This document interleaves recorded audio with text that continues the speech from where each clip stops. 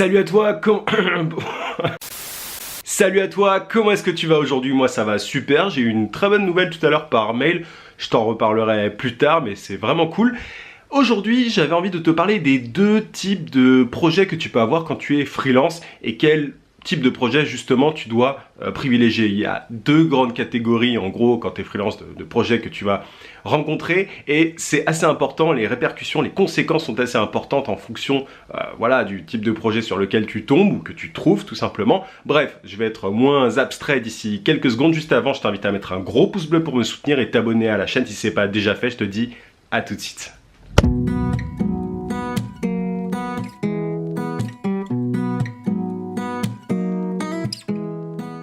Ça fait du bien de refilmer chez moi, j'étais pendant 2 semaines chez de la famille et tout, bref là j'ai mon petit environnement, c'est quand même bien cool. Alors, quels sont ces deux différents types de projets que tu peux avoir quand tu es freelance? Alors, c'est pas une blague du tout ce que je vais te dire, mais tu as des projets longs et tu as des projets courts. Alors, laisse-moi t'expliquer ce que je veux dire par là. Quand tu es développeur, quand tu développes des sites, voilà, quand tu fais des sites pour des clients, la plupart du temps, c'est des projets longs. Parce que ce ne sont pas des trucs que tu peux faire en très peu de temps. Tu vois, ça te prend parfois plusieurs semaines, etc.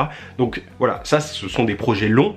Et les développeurs, la plupart du temps, ils ont des projets longs. Alors après, je ne veux pas trop m'avancer, je ne suis pas développeur, donc je ne suis pas un grand spécialiste du sujet. Mais voilà, la plupart du temps, ce sont des choses qui demandent pas mal de travail, pas mal de temps, etc. De l'autre côté, tu l'as deviné, à côté des projets longs, tu as des projets courts. Alors, j'aurais pu appeler ça différemment, hein. C'est des projets longs, projets courts, projets, voilà, gros projets, petits projets, peu importe. Quand tu es, là je vais prendre le cas extrême, entre guillemets, quand tu es photographe, tu as des projets plutôt courts.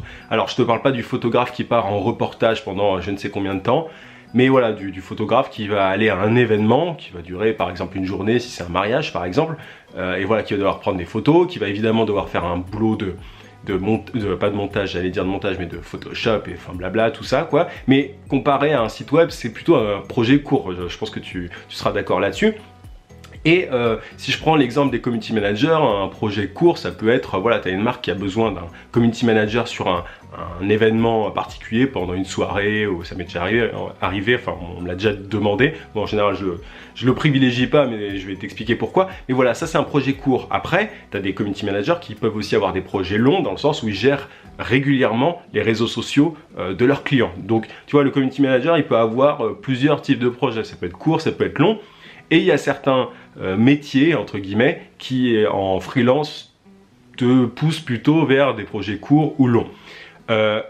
Évidemment, voilà, c'est pas noir ou blanc.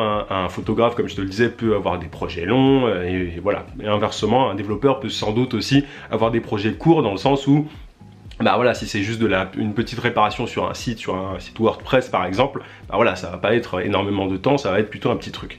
Mais voilà, je pense qu'il faut vraiment scinder les projets freelance en deux, voilà, projet court, projet long, et ça a une grosse conséquence en gros sur ta capacité, enfin la possibilité de devenir indépendant ou pas.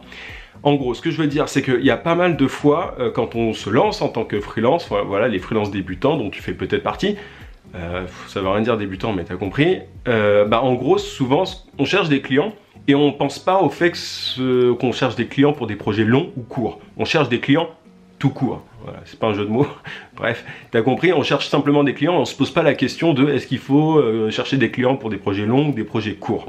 Et le truc, c'est que du coup, tu peux peut-être trouver, tu vois, un client à un moment, après avoir pas mal cherché, tu peux te dire, bon, bah, voilà, c'est bon, je suis content, j'ai trouvé un client. Sauf que ce client-là, il a besoin de toi juste pour 2 jours.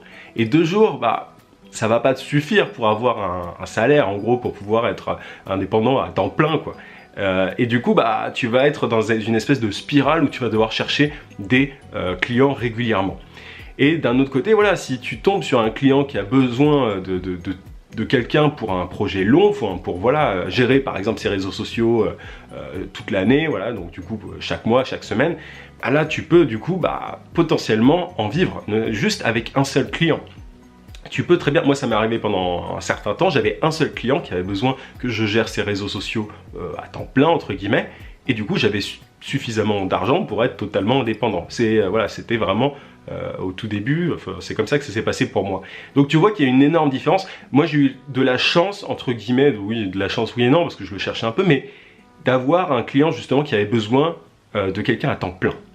Et ça c'est un truc qu'il faut vraiment que tu te mettes en tête quand tu cherches des clients.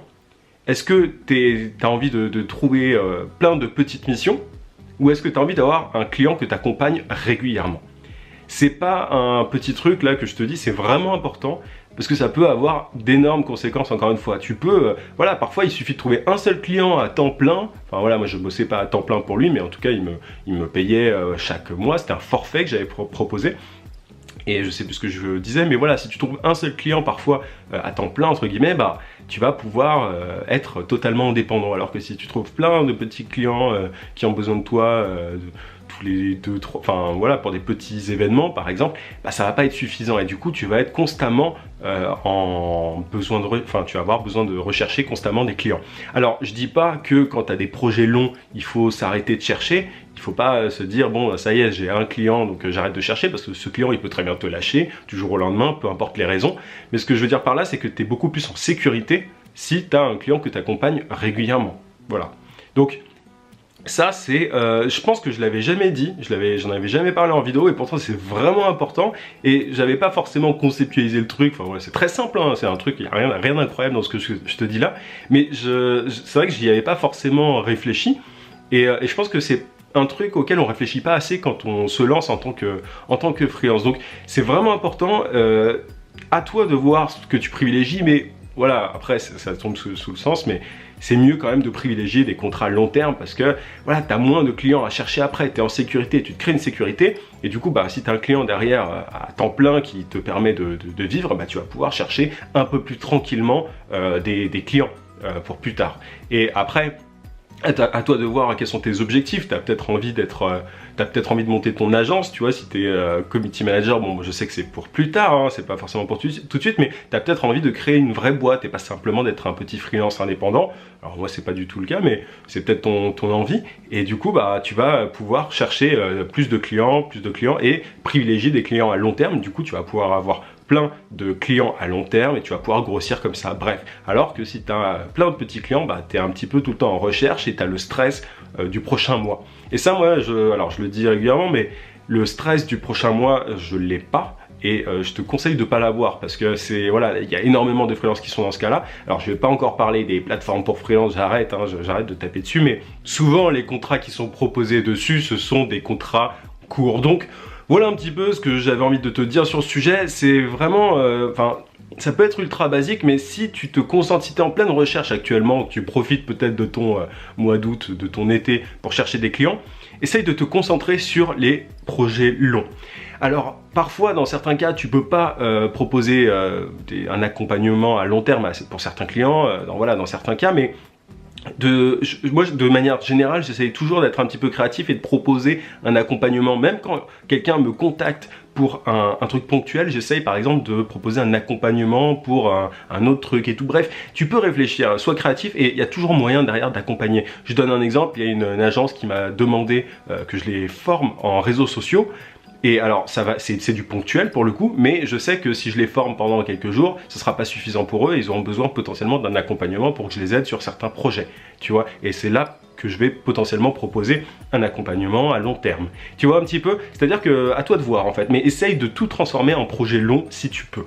Bref, voilà un petit peu ce que je voulais te dire aujourd'hui.